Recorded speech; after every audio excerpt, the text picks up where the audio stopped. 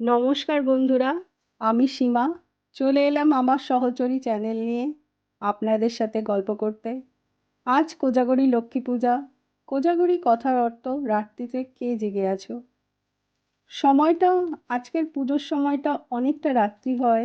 আমি আজকে পূজা করলাম না, আমি কালকে পূজা করব বলে ঠিক করে রেখেছি।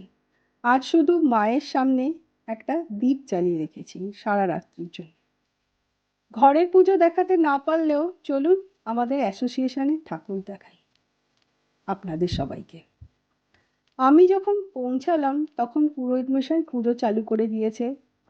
এবছর ব্যাঙ্গালোরেতে দুর্গাপুজোর সময় প্রচুর বৃষ্টি হওয়ায় আমাদের লক্ষ্মী পূজাটি দুর্গা প্যান্ডেলে করতে পারলাম না। তারপর দলে আমরা আমাদেরই এক বন্ধুর ফ্ল্যাটে পূজাটা করেছি। পূজা শেষে পুরোহিত মশাই আরতি করলেন।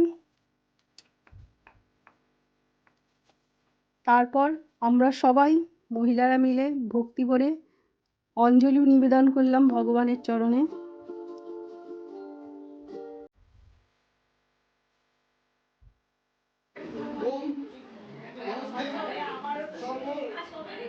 তারপর আমাদের লক্ষ্মী পূজার মেন প্রধান যে পর্বটি, সবাই মিলে আমরা লক্ষ্মী পাঁচালী পড়লাম। আমাদেরই মধ্যে একজন মহিলা লক্ষ্মী পাঁচালীটা পড়লেন, আমরা সবাই সেটা ভক্তি সহকারে শুনলাম। আমরা মহিলারা মিলে লক্ষ্মী পূজার দিন কে কেমন সাজলাম তারই কয়েকটা পিক তুললাম। সব বন্ধুরা মিলে একটা একটা আলাদা আলাদা করে পিক তুলেছি। এখানে আমার মেয়েও রয়েছে সেজেগুজে। এরপরে পূজা শেষে আমরা নিচে গেলাম ভোগ খাওয়ার জন্য। ভোগেতে আমাদের খিচুড়ি, লাবড়া, চাটনি, পায়েস ছিল। ভোগ খাওয়ার ভিডিওটি তোলা হয়নি, সেই জন্য পিকই দিয়ে দিলাম। এরপর ভোগ খেয়ে আমরা যে যার বাড়ি ফিরে এলাম।